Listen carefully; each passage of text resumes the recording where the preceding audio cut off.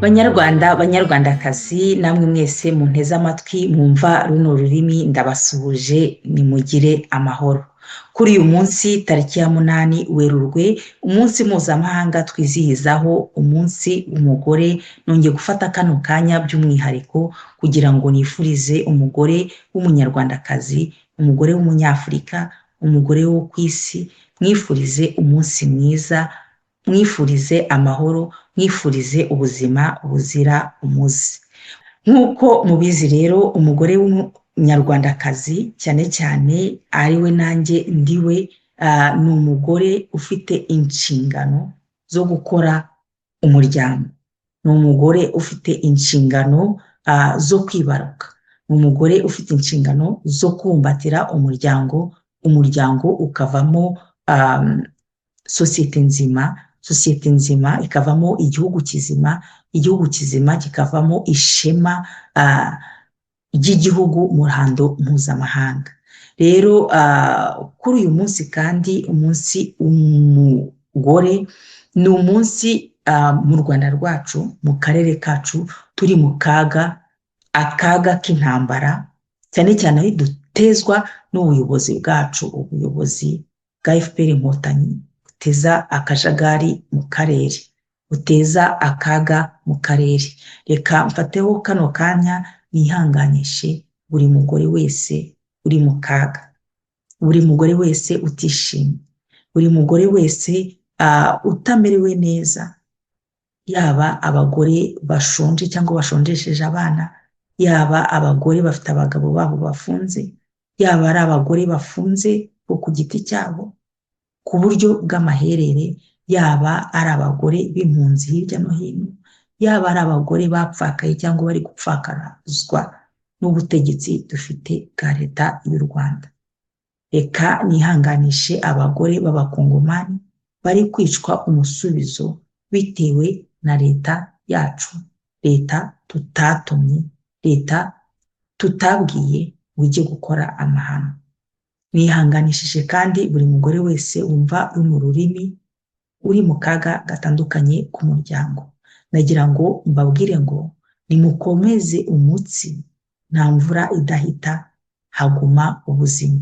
Uyu munsi hari igihe byaba bimeze nabi, ariko mu gihe ugifite ubuzima ejo bishobora kumera neza. Rero kuri uyu munsi wahariwe umunsi w'umugore, kubera ko nifuza yuko tugomba kwita ku muco wo kwigira ku mateka kandi wo kuba inyangamugayo, kandi baravuga ngo ukurusha umugore akurusha urugo, kandi baravuga ngo iyo ufite umugore mwiza ufite umuryango mwiza, ufite igihugu cyiza, kandi baravuga mu Kinyarwanda ngo umwira uturutse ibukuru ukwira hose. Mu Kinyarwanda cya FPR baravuga ngo byaturutse ibukuru, ibukuru tutazi aho ariho kugeza na n'ubu ngubu, ariko tuba twumva ko ari muri perezidansi. Niyo mpamvu nifuje ko tuganira, tukungurana ibitekerezo, tukaganira ku bagore, ku babyeyi, ku banyarwandakazi babiri baranze amateka akomeye igihugu cyacu. Abo ni bo bagore babiri b'abakuru b'ibihugu bari mu mateka y'u Rwanda tudashobora gusiba uko byagenda kose, ari we nyakubahwa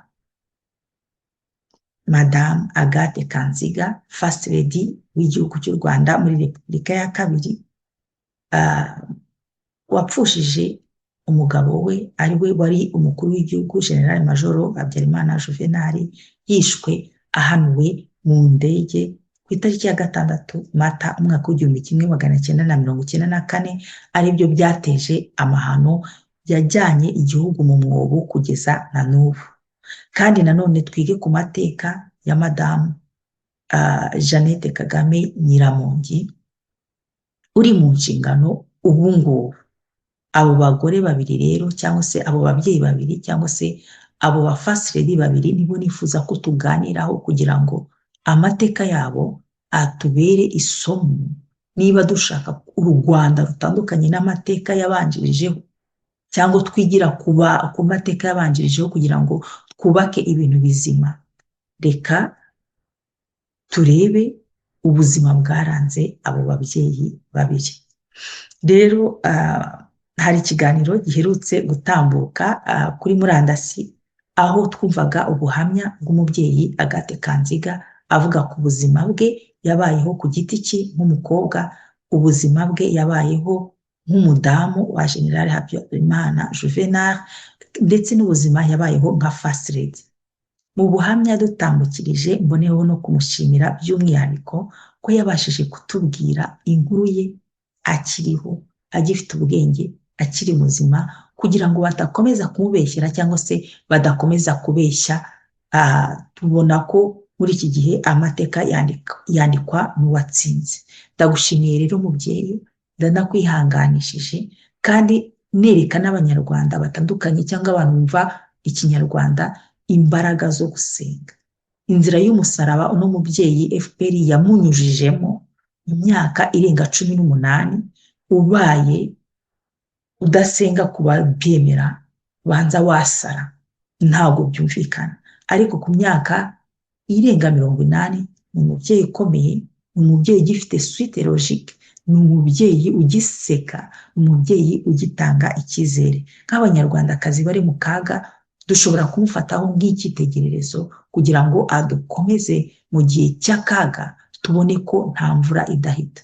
Rero umubyeyi Kanziga ndagushimiye kandi nkwifurije umunsi mwiza w'abagore ukubere muhire. Uno mubyeyi rero mu kiganiro cye yaduhitishijeho mu buhamya bwe yitangiye, nifuje ko tugarukaho uyu munsi. Yavuze ku buhamya bwe nk'umudamu w'umuperezida, yavuze ku nshingano ze nk'umugore nka first lady. Abantu benshi babivuzeho komantere zitandukanye, ariko ngewe kubera ko nshaka ko twiga umuco wo kwigira ku mateka, nagira ngo twigire ku mico n'inshingano za first lady w'igihugu cy'u Rwanda. Yatubwiye yuko yize familiare, atubwira yuko yakoze umwaka umwe mu nshingano cyangwa se muri ntuza ya gisirikare, umwaka umwe agahita ajya mu nshingano z'urugo nk'umubyeyi wo mu rugo, ibyo bita housewife cyangwa femme au foyer. Umushinga se cyangwa se navuga ngo inshingano abanyarwanda b'iki gihe bashobora gusuzugura, nyamara ni inshingano zikomeye. Ngira ngo mbwire ababyeyi bo mu rugo mwese mwubahwe, kubera ko no mu bihugu byateye imbere hari igihe abantu benshi bafite diplome zihambaye bafata umwanzuro wo kuguma mu rugo kugira ngo bafate umuryango utekanye. Nshimira na perezida w'igihugu cy'u Rwanda ko yahisemo ko umufasha we aguma mu rugo kugira ngo abungabunge ubuzima bwe ndetse n'ubw'umuryango. Rero Agathe Kanziga yitaga ku muryango, yitaga ku mugabo we, yitaga ku rugo, akanahinga. Hahirwa umugabo urya ibiryo umugore we yihingiye, hahirwa umugabo urya ibiryo umugore we yitekeye, hahirwa abana birererwa n'umubyeyi wabo, ntibarerwe n'abakozi, bakora devoir bazikoreshejwe n'umubyeyi wabo. Kuri iki gihe twizihiza umunsi w'umugore, twakagombye uyu mubyeyi kumufataho urugero, cyane cyane nk'abagabo bafite ubushobozi buhagije. Ni byiza yuko umudamu aguma mu rugo. Rero Agathe Kanziga yarahingaga. Izindi nshingano zisumbuyeho ndaza kubashyiriraho agace turangiza iki kiganiro, nuko yari afite inshingano yisumbuyeho yo gufasha abana b'imfubyi mu kigo cy'imfubyi cya St Agathe. Akagira n'inshingano zo guherekeza umugabo we mu ruhando mpuzamahanga aho yagombye kuba agiye gusura ibindi bihugu. nguwo umurimo wa Agathe Kanziga. Nimara kumva iki kiganiro ndetse n'izindi point zose zagiye ziteza saga muri social media, nahise ngira amatsiko ndavuga nti ariyo nsanganyamatsiko y'uyu munsi, ndavuga nti ko Agathe Kanziga yari umubyeyi wo mu rugo, wowe Nyiramongi uzadusobanurira iki mu nshingano z'uruhuri ufite kandi zikora ku buzima bwa buri munyarwanda buri munsi, zateje n'ibibazo abanyarwanda buri munsi cyangwa zibateza ibibazo. Rero kugira ngo wenda tutajya muri rumors cyangwa tutajya mu marangamutima, nahise nirukira ku itegeko nshinga rya leta y'u Rwanda kugira ngo numve itegeko nshinga rya leta y'u Rwanda rigena iki kuri First Lady w'igihugu cy'u Rwanda. Ibyo rero nasanze mu itegeko nshinga nshobora kubasangiza namwe mwaryisomera, ni uko constitution y'igihugu cy'u Rwanda nta mushahara igenera First Lady, nta nshingano ziri officiel igenera First Lady w'igihugu cy'u Rwanda. Kugira ngo First Lady ashobore kugira icyo akora kitajyanye na leta cyangwa kijyanye na leta, biterwa na protokole igihugu cyashatse guhitamo. Ni ukuvuga ngo protokole ya leta ya Habyarimana yagennye ko, cyangwa Habyarimana we ku giti cye yagennye yuko First Lady Agathe Kanziga aguma mu rugo, akaba umubyeyi wo mu rugo. Protokole ya Kagame ishobora kudesida otherwise. Ntabwo ari ibintu public igomba kujya gushinja umuntu ngo yakoze iki. Ikindi ni uko First Lady w'igihugu ntabwo agomba kubazwa inshingano za perezida w'igihugu. Abantu benshi muri social media wabonaga bavuga ibintu, ndetse n'abantu bazi ubwenge, ntabwo washinja Kagame, ntabwo washinja Jeannette Kagame ibyaha bya Kagame cyangwa ibyaha bya Kagame yakoze ari perezida. Nta nubwo tugomba gushinja ibyaha bishobora kuba byarakozwe na Repubulika ya kabiri ngo tubigereke kuri Kanziga. Ari naryo kosa rikomeye leta ya FPR ikora, itita ku itegeko nshinga byonyine bwayo yiyandikiye, itita ku mategeko mpuzamahanga, ikihutira kujya gusebanya, kujya gushinja umuntu. Madame Agathe Kanziga amaze imyaka irenga 18 kuri Calvaire y'ibyaha no fonde, no kumubaza ibintu batakagombye kumubaza. N'ibyo bakagombye kumubaza public nta kintu babonye. Rero mureke gutoba abanyabwenge, mureke kwisebya ku ruhando mpuzamahanga. Ntabwo constitution y'igihugu cy'u Rwanda ishobora kubaza ikintu First Lady w'igihugu itaramuhaye inshingano. Ubwo rero aho bitandukanira nuko iyo ukoze akazi kari public, akazi gatandukanye n'izo nshingano, ushobora kubibazwa. Public cyangwa abaturage bashobora questioninga cyangwa bagakritika ibyo First Lady akora, ariko First Lady nta nshingano n'imwe afite yo gusubiza public ku buzima bwe privé, ndetse ubuzima bwe privé bugomba kubaho. Ushobora kubikritika ariko ntago afite inshingano zo kugusubiza. Niyo mpamvu rero ibibazo byose dushobora kubaza Madame Agathe Kanziga afite kubisubiza, afite no kutabisubiza, afite kugira icyo abivugaho, afite no kutagira icyo abivugaho. Kimwe n'ibyo tuzabaza Jeannette Kagame mu buzima bwe privé nk'umugore wa perezida, ntabwo tuzamubaza inshingano za Kagame. Rero ku kijyanye na constitution nicyo nabonyemo. Niba hari ikindi kintu mufite abanyamategeko bashobora kunyunganira, mwakinyunganira kugira ngo abanyarwanda tujijuke, ntituzajye dukomeza tugendera mu bujiji. Ariko se Madamu Nyiramongi ko Madamu Kanziga yari umubyeyi wo mu rugo, wowe uzadusobanurira iki ku nshingano public ukora? Mu bijyanye no mu buzima bwe bwite mu rugo nta kintu mwabonyemo, nubwo mwabijombajombye imyaka 18, yageze mu myaka 18 arabatsinda, ndetse n'isengesho rirabatsinda. Mu bijyanye n'ibya oruferi nabyo byonyine yakoraga, nabyo nta kintu mwabonyemo. Ariko reka tugereranye n'inshingano zawe Nyiramongi ukora ziri public, hanyuma tukubaze ngo uzadusobanurira iki. rero tunyarukiye noneho ku nshingano za First Lady w'igihugu cy'u Rwanda ubu ngubu Madame Jeannette Kagame Nyiramongi, ubu ngubu uri mu nshingano, ni mugore ki, ni muntu ki? Mu byo nabashije kubabonera kuri murandasi, Madame Jeannette Kagame First Lady w'igihugu cy'u Rwanda ubu ngubu ni umubyeyi wavukiye i Ngozi mu gihugu cy'u Burundi muri 1962. Niho yakuriwe, yabashije kuba mu Rwanda, twagiye tubibona, yagarutse mu Rwanda arongera asubirayo, yimariye na Kagame perezida w'u Rwanda ubu ngubu mu 1989. Bagarutse gutura mu Rwanda muri 1994 nyuma y'amahano yabaye mu Rwanda. Madame Jeannette Kagame yabaye First Lady w'igihugu cy'u Rwanda mu buryo buri ofisiyeri mu 2000 kugeza na n'ubu. Inshingano rero dushobora kumubaza muri publique ni inshingano yakoze we ku giti cye, inshingano yakoze mu bijyanye n'akazi yakoze we ku giti cye. Iz'ingenzi nabashije kubabonera, wenda izo ntabashije kubona mushobora kuzimbwira muri commentaire.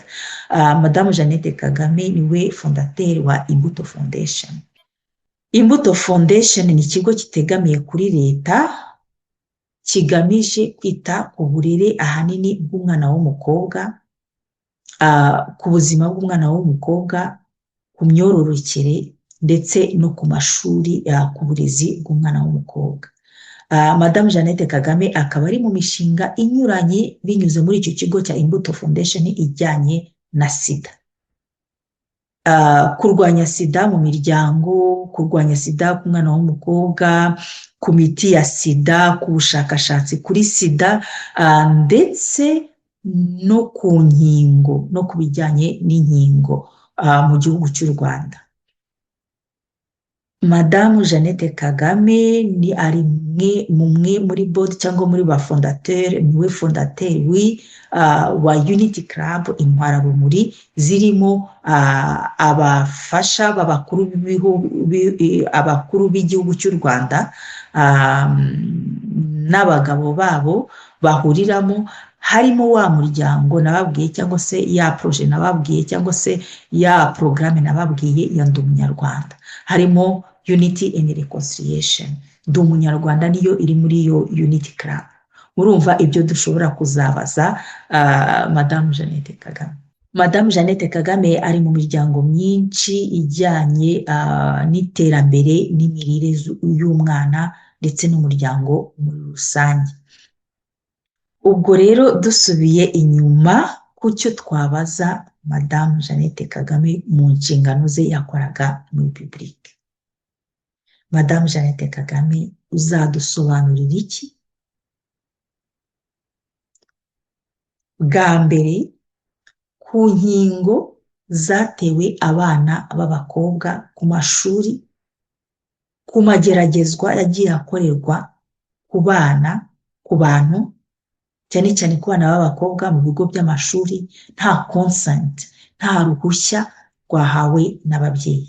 Banyarwanda, banyarwandakazi, muri iki gihe twizihiza umunsi w'umugore, tuzi yuko umugore niwe shingiro ry'umuryango kubera ko arabyara.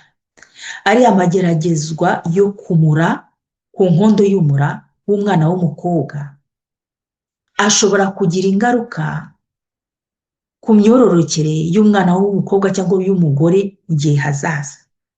Bishobora kuzagira ingaruka zo kuzagira ubugumba cyangwa se kugabanuka kwa population y'Abanyarwanda bitewe n'ubugumba bwatewe n'ayo mageragezwa y'inkondo y'umura.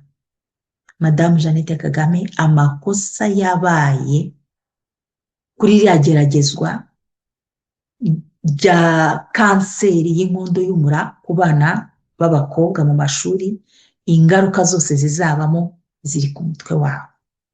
Ntuzavuge ngo ntabwo byakurebaga kubera ko urabifite mu nshingano, biranditse. Ndetse n'andi mageragezwa yakorewe muri Minisiteri y'Ubuzima, muribuka kuri minisiteri kwa Binagwaho, skandari zagiye zibaho kuri mu gihe yari akiri minisiteri, Agnes Binagwaho yari akiri minisitiri w'ubuzima. Skandari zose zagiye ziba muri minisiteri ya sante mu maproje yari agiye afitanye na Jeannette Kagame. Ni ibintu byanditse biri documenté, ushobora kuzabazwa mu rwego rw'amategeko. Madame Jeannette Kagame, abantu bagiye bapfa, abantu bagiye barengana mu maproje ya sida, mu bintu by'inkingo aho biva bikagera, mu bintu byo gukona abagabo aho biva bikagera, imishinga yose yose yose yose yagiye ikora ku buzima bw'umwana w'umukobwa, bw'umunyarwandakazi, bw'umunyarwanda, biturutse mu mishinga wari uri involved in, uzabibazwa mu rwego rw'amategeko. Madame Jeannette Kagame, ubwo ukiri mu nshingano, nagira ngo uterere akajisho ku mwana w'umukobwa uri guhohoterwa mu ngo, abakozi bo mu rugo, kubera ko inteko ishinga amategeko itari gukora cyangwa ituzuza inshingano zayo. Murivugira byose ngo amategeko, hariho amategeko, hariho n'amabwiriza, kandi amabwiriza aturuka ibukuru. Ibukuru twamenye yuko ari muri presidansi. Nawe hari inshingano ufite ku munyarwandakazi nk'uko tumaze kubyibonera muri biografi yawe iri kuri murandasi. Madame Jeannette Kagame, abana b'abakobwa bari guhohoterwa umusubizo mu ngo aho bakora akazi ko mu rugo. Shaka umuntu anyarukire kuri YouTube channel ya Gerard Mbabazi. Gerard Mbabazi ukora ibiganiro inkuru yanjye, ni nkaho ari we wabaye umupsikologe, ni nkaho ari we wabaye intumwa ya rubanda, ni nkaho ari we wabaye umuvugizi wa leta, ni nkaho ari we wabaye centre d'accueil y'abagore bafite impinga. Madame Jeannette Kagame, niba abagore bari mu nteko ishinga amategeko batabasha kwita kuri bariya bana b'abakozi bo mu rugo, mu gihe ukiri mu nshingano, washaka umuntu ujya kuri murandasi kumva akaga umwana w'umukobwa kuva ku myaka 9 kugeza ku myaka 20, kugeza ku myaka ingahe, akaga abana b'abakobwa bahurira nako mu ngo.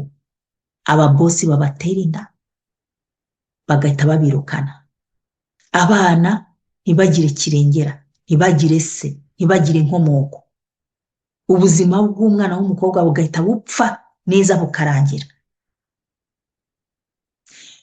Madame Jeannette Kagame, ukurikije itegeko leta y'u Rwanda iteganya mu itegeko nshinga, umwana wese agomba kugira umubyeyi.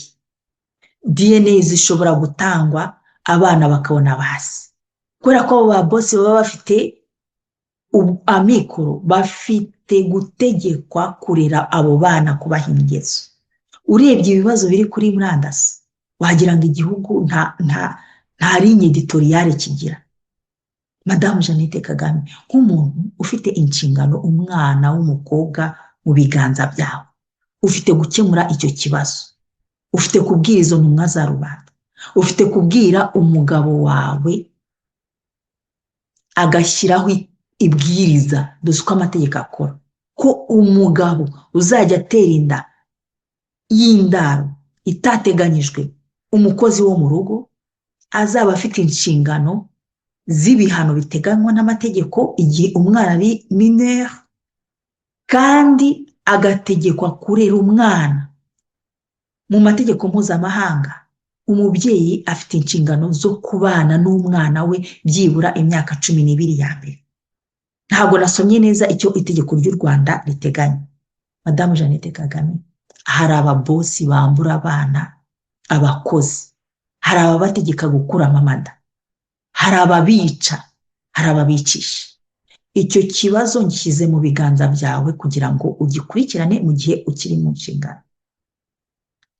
Madame Jeannette Kagame, hari skandari z'abamisi. Miss Rwanda yarahagaritswe, kandi ifite inshingano za Miss Rwanda. uburere bw'umwana w'umukobwa, women empowerment, girl empowerment. Twagiye tukubona kenshi mu mabootcamp ya Miss Rwanda. Madamu Jeannette Kagame, uzadusobanurira iki kuri skandale za Miss Rwanda, umwana w'umukobwa akoreshwa ibyo atagagombye gukoreshwa kubera yuko yahawe iyo titre ya Miss? Madamu Jeannette Kagame, Prince Kid arazira iki? Prince Kid arazira iki? Nta kuntu mwareka Prince Kid akabaho n'umuryango we bagatekana, ibyo yaba azira byose bikaswana muri public bikumvikana bikamenyekana. None ko muri guhiga Prince Kid bukware, uzadusobanurira iki nk'umuntu wari ukuriye Miss Rwanda, nk'umuntu w'umujyanama mukuru, first lady wahaga inama aba Miss Rwanda hagaritswe kubera iki? Byagenze gute? Haberewemo iki? Icyo nacyo ni ikintu uzadusobanurira mu nshingano wari ufite ku mwana w'umukobwa. Madamu Jeannette Kagame, urebye uburere bw'umwana w'umukobwa mu Rwanda buteye kwiheba, ubushomeri, ubukene, kwigurisha indangagaciro. Urebye uko umunyarwandakazi akozwe n'ukuntu ari gufatwa ku ruhando mpuzamahanga, ni ibintu bizakujya ku mutwe nk'umuntu ushinzwe uburere bw'umwana w'umukobwa. Bikuri noneho no mu nshingano ze, mu bintu biyemeje mu mishinga itandukanye. Usibye inshingano wenda mushinzwe n'izindi mushobora kunyutsa muri commentaire, dushobora kuzabaza uno mubyeyi nyuma ya Agathe Kanziga, nyuma ya Serafine Bizimungu, tudafite n'ikintu tumubaza, ibyo byagiye nk'amaherere. Muzatubwira, muzadusobanurira ibintu byinshi. Nimutanadusobanurira amateka, azababaza ibintu byinshi.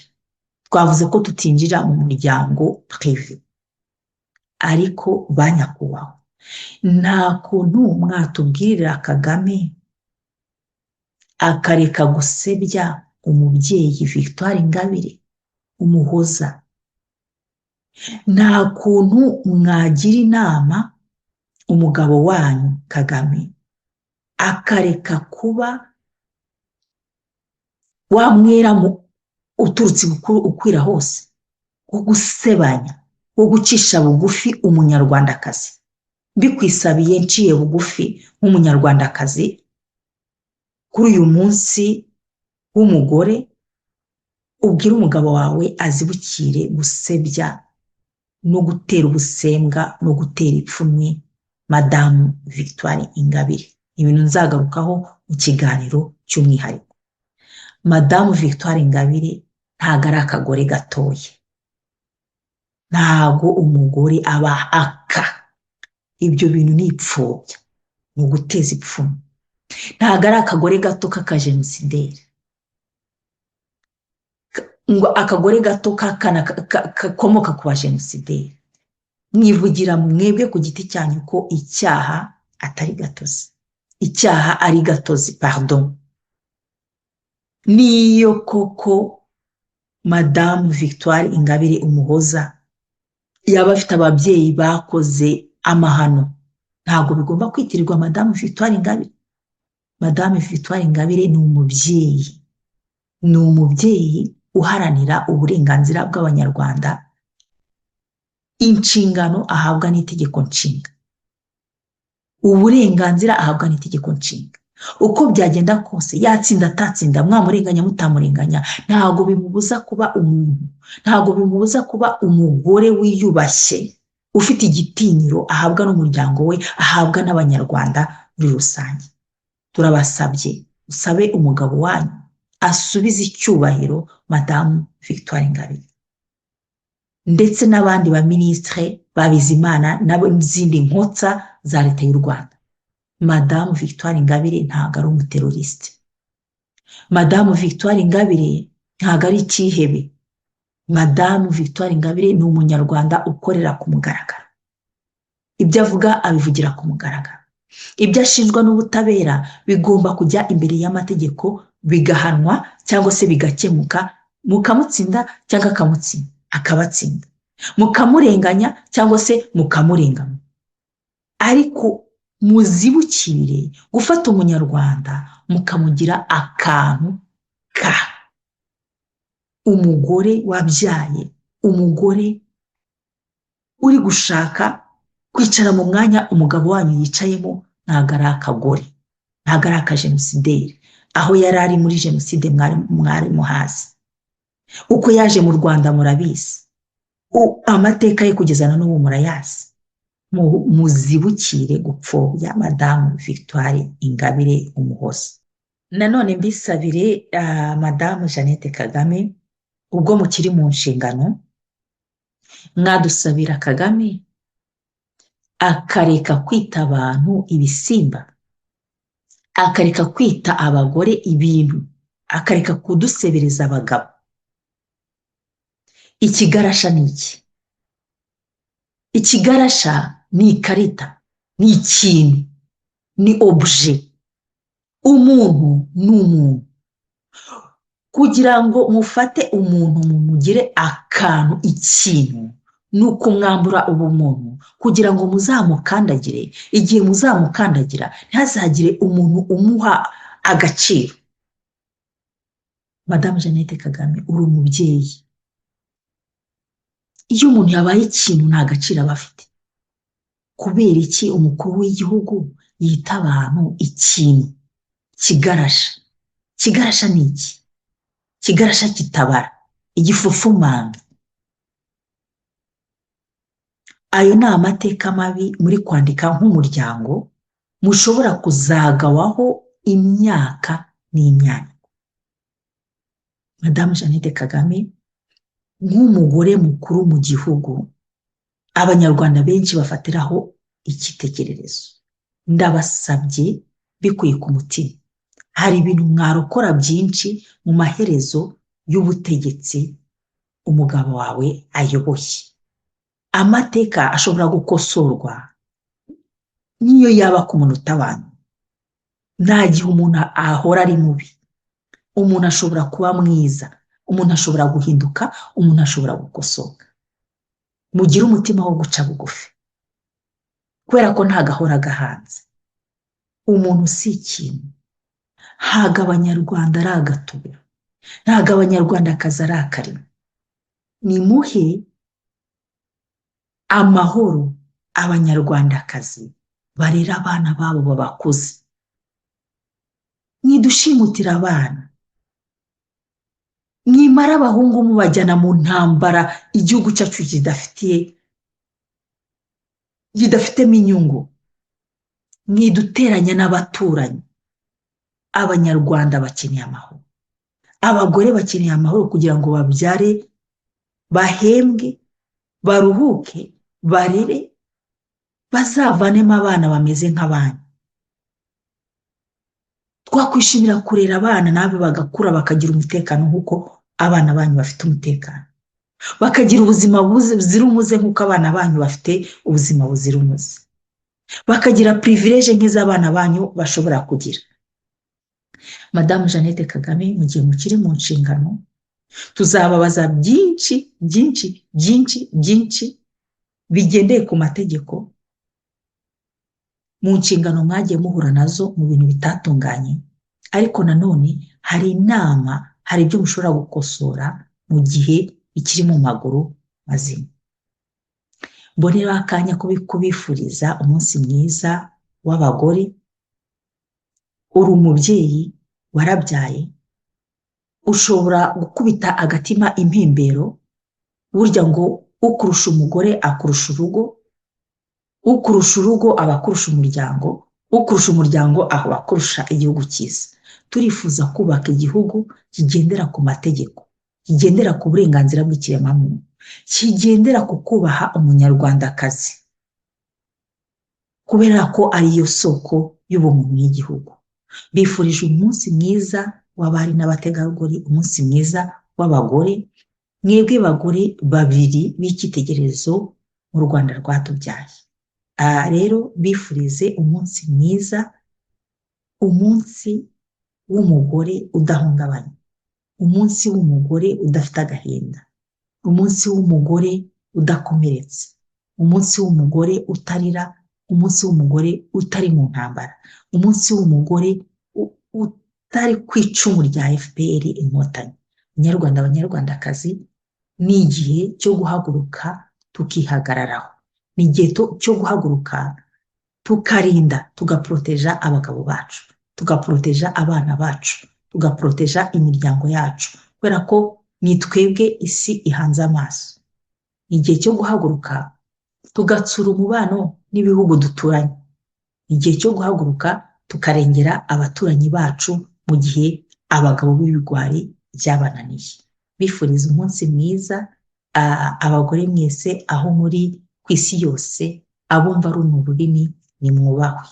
Nakagaruka hari kwa Mikanya ku rubuga rw'inyangamugayo, aho tuganira ibibazo bitwugarije kandi tugafata n'icyemezo gituma tugira ubwigenge tugeza ku gihugu gifite uburenganzira busesuye. Njyewe nawe tuzabigeraho, twese tuzabigeraho nidufatanye. Murakoze, naho ubutaha. Bye bye.